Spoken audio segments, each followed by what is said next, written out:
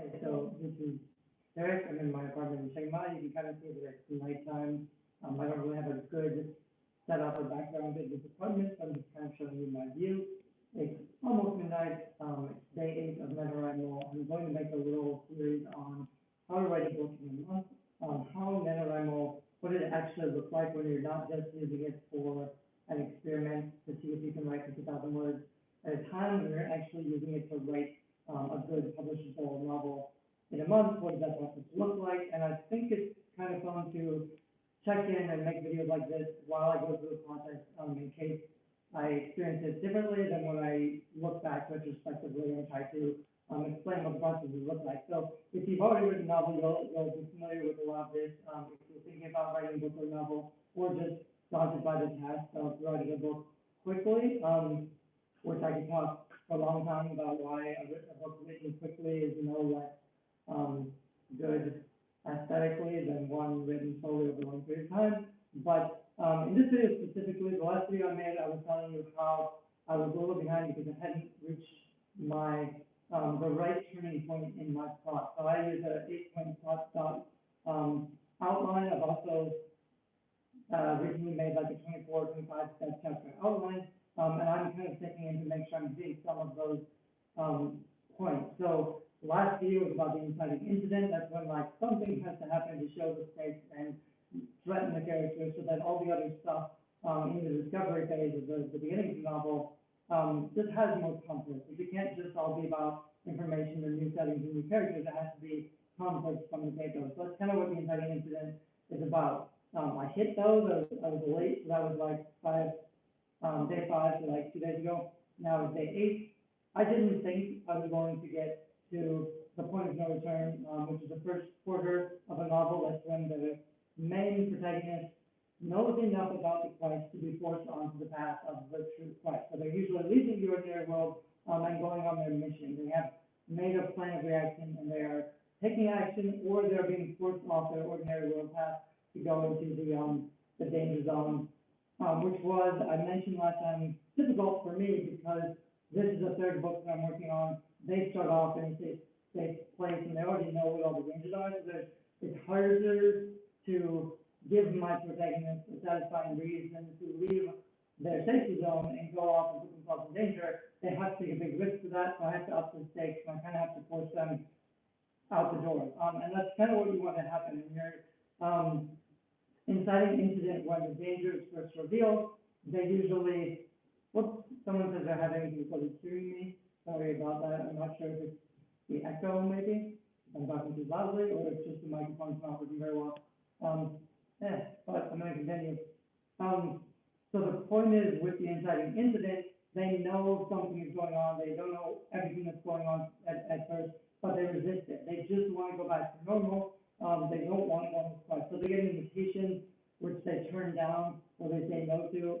In my case, my character has just figured out, my challenge is I need to get them to go to Egypt, because that's where most of the book takes place. So first they had to discover some clue that led them down the path of, I need to go to Egypt, because they had that this self-realization. So I did some of that yesterday, but I wasn't sure how I was going to get there, because like I said, just because they know where they want to go, they still have to be refused or rejected. So she knows she has to go to Egypt, but the person who's in charge of all this stuff says, basically, you can't go too dangerous, you have to stay here. I'm not going to let you go until X. And I had him give her an impossible task, which is kind of common for mythology anyway. The heroes get impossible tasks, and then they get help from the gods, and they get through them. So that's the motive that I'm happy to use. I'm sorry some of you are still having trouble with the sound. I'm not sure what that is. I may need to re-record this video, but I'm going to keep going anyway since I'm here.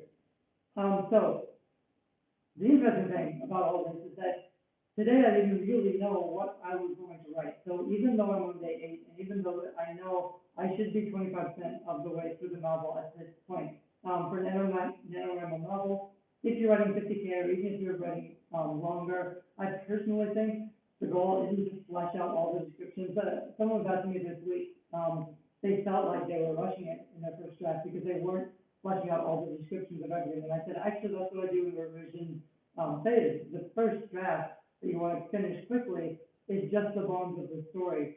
So what actually happens? You still need the right character motivation. A lot of that you figure out as you're going through it, but you don't have everything completely mapped out.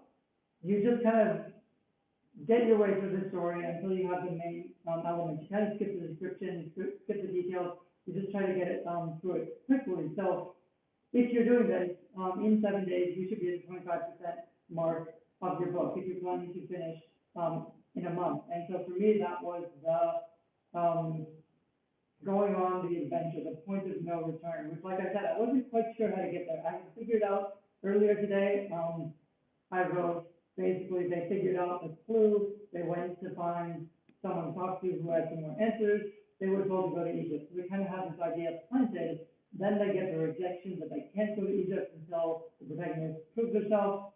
So that's kind of where I'm at now, which was not, well, that's where I was at this afternoon, which was not quite there yet. Like I knew that there had to be another scene or another chapter.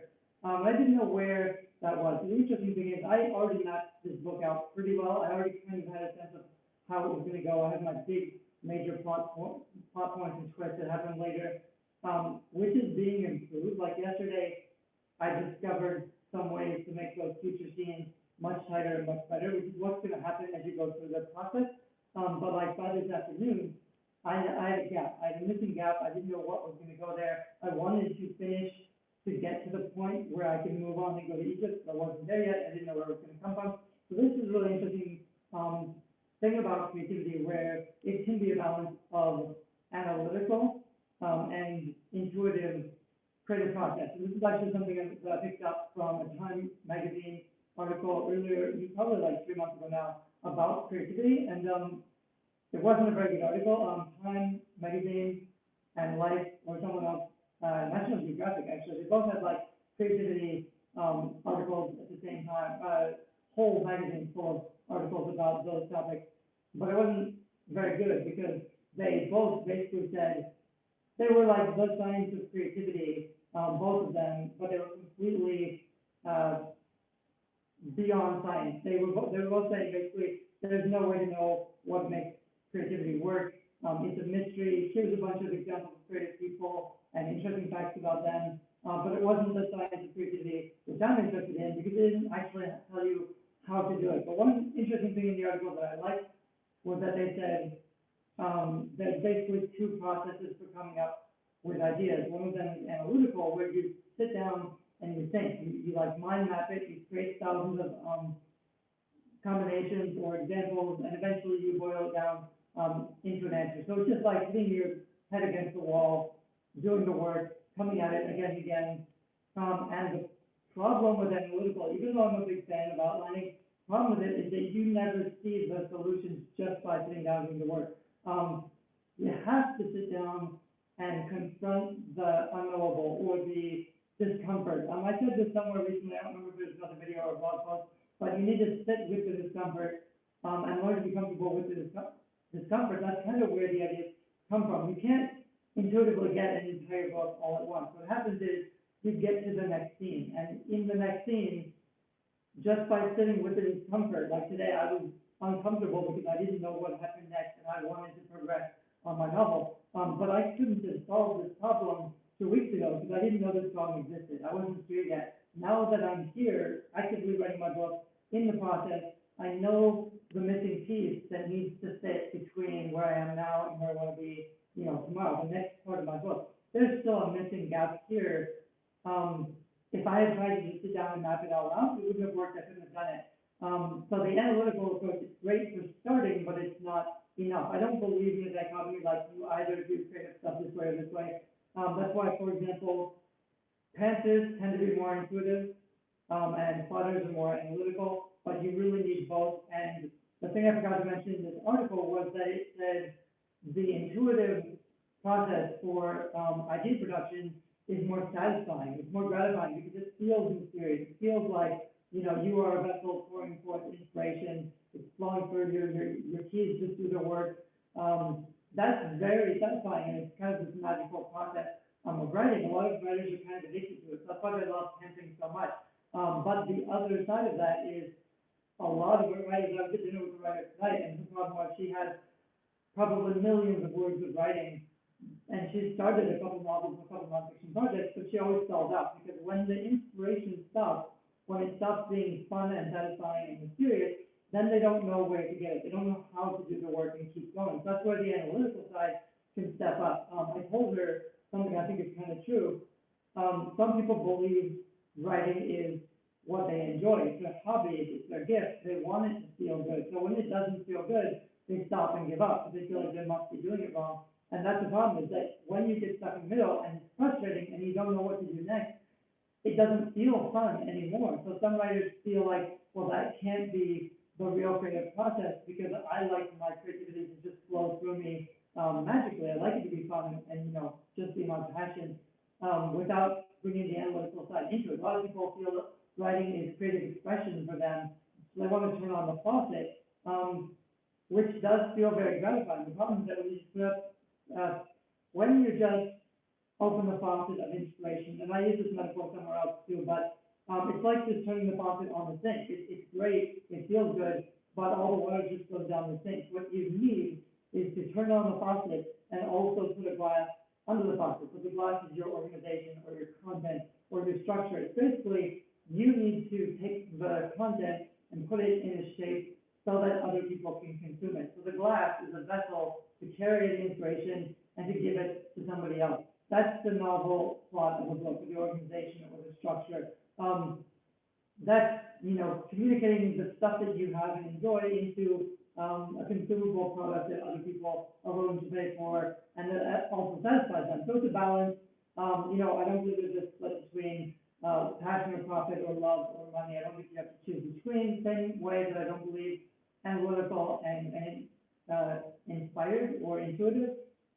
Yes, there are definitely very different processes for creative production. They feel very different, but I think you have to kind of master both to make progress because on the one hand, my writing is not soulless and dead because I've plotted it out, because when I'm in the actual middle of it, I'm still doing that intuitive inspiration thing. I think that's a normal part of the process. I don't think you can skip past it, even if you're a really tight outliner. So that's kind of the main point that I want to make in this video. I'll tell you just a tiny bit more like where I am in the process. Doesn't go to something else I want to say.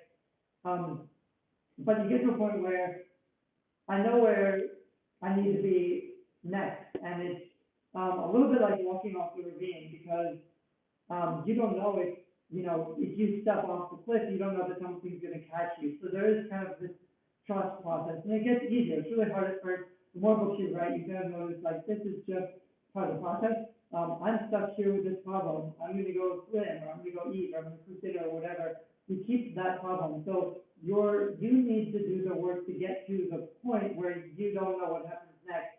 The universe or whatever, the rest of your brain, your subconscious will fill in the gaps for you as long as you kind of hold that edge, you stick with the discomfort. So that's where I was. I sat down. I didn't actually, like I kind of cheated. I didn't actually write the whole next chapter, but I figured out what happens there, which is a huge win. Now I do feel like I've filled in that gap. It's very rough, but I'll probably, like I said, I want to finish the whole book, first draft, in 30 days. So now I'm on day 8. I'm actually way ahead with the word count, but I'm not ahead in terms of my whole novel because I'm only just at the 25% point.